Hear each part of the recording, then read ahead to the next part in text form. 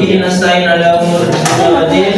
Assalamualaikum warahmatullahi wabarakatuh. Wa ala alihi wasallam.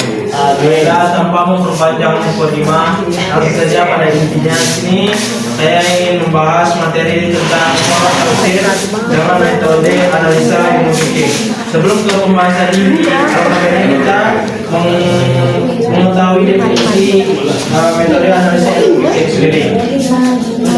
Kata fikih berasal dari kata fakihah yang qahu fiqhan wa tafaqahu al-syai'i yang berarti mengerti atau paham akan sesuatu.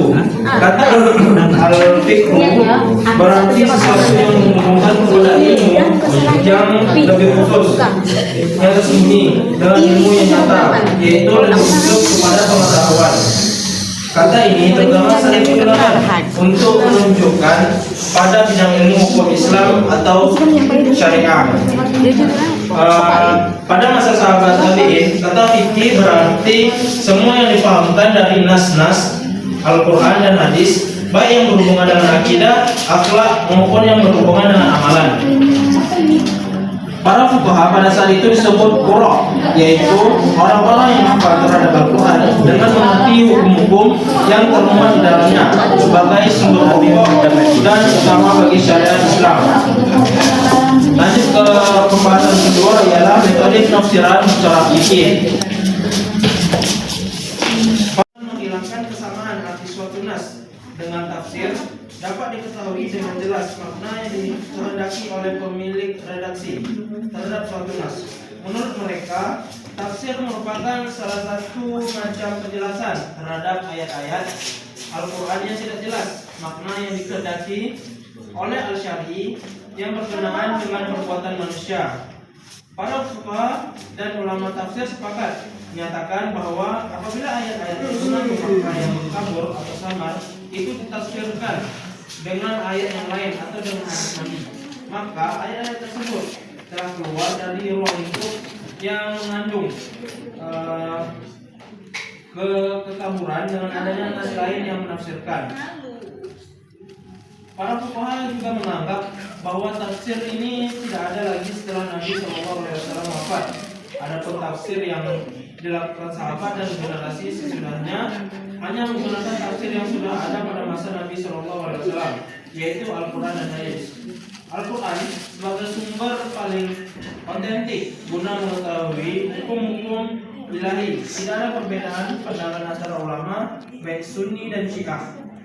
Hanya saja dalam memanfaatkan sumber ini tentunya membutuhkan pengetahuan dan persyaratan yang memadai untuk mendeduksikan berbagai hukum dari Al-Quran.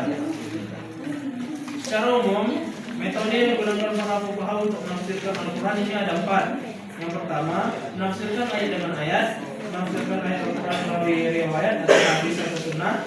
Terus menafsirkan Al-Quran dengan menggunakan kaidah-kaidah universal atau kuliah fikih dari Al-Quran dan Sunnah. Kemudian yang terakhir, menafsirkan Al-Quran dengan prinsip-prinsip ijtihad atau kuliah.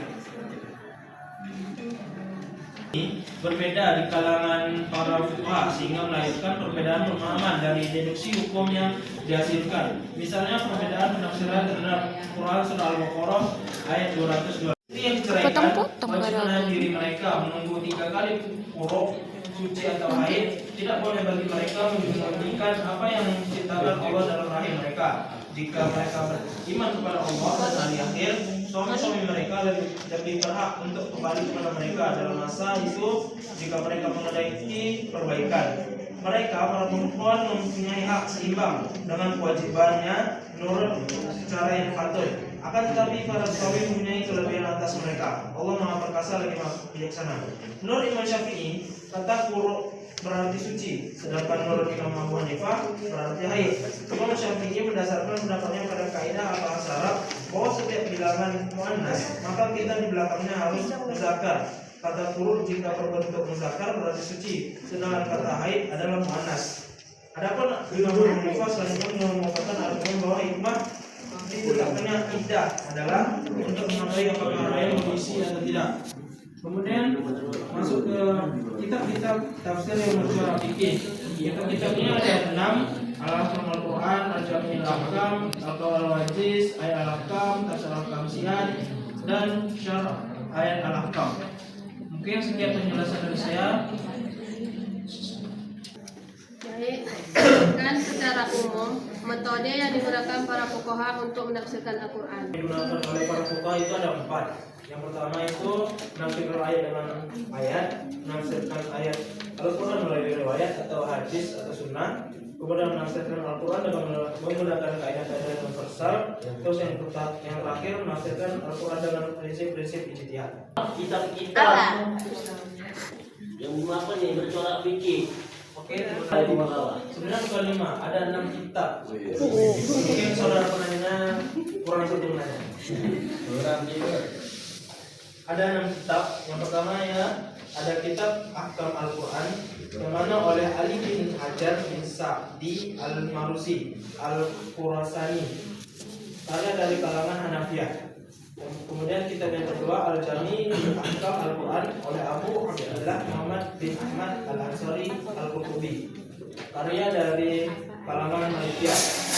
Yang ketiga Al-Qaul Al-Wajiz fi Ahkam Al-Kitab Al-Aziz oleh Syekh Al-Din Abu Al-Abbas Ahmad bin Yusuf bin Al-Haladi yang dikenal dengan Al-Samin, dari kalangan Syafi'iyah.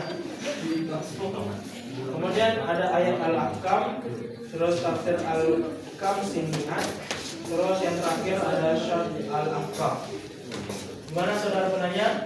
Akan jelaskan tentang perbedaan penafsiran Al-Quran di surah Al-Baqarah ayat 228 menurut Imam Syafi'i dan Imam Hanafi. Tafsir, perbedaan tafsir. Yang pertama itu menurut Imam Syafi'i. Dari kata dari ayat di atas itu ada kata huruf, yang mana menurut Imam Syafi'i itu berarti suci. Sedangkan menurut Imam Abu Hanifah itu ialah suatu haid. Imam Syafi'i mendasarkan pendapatnya karena pada kaidah bahasa Arab bahwa setiap bilangan muannas itu maka kata di belakangnya harus diakhiri dengan muzakkar. Kata huruf jika berbentuk muzakkar berarti suci, sedangkan kata haid adalah muannas. Kemudian menurut Imam Abu Hanifah itu mengemukakan bahwa hikmah di tempat ini adalah untuk mengetahui apakah haid berisi atau tidak. Gimana? Jelas? Oke, terima kasih. Sekian saya akhiri. Wabillahi taufiq wal hidayah. Wassalamualaikum warahmatullahi wabarakatuh.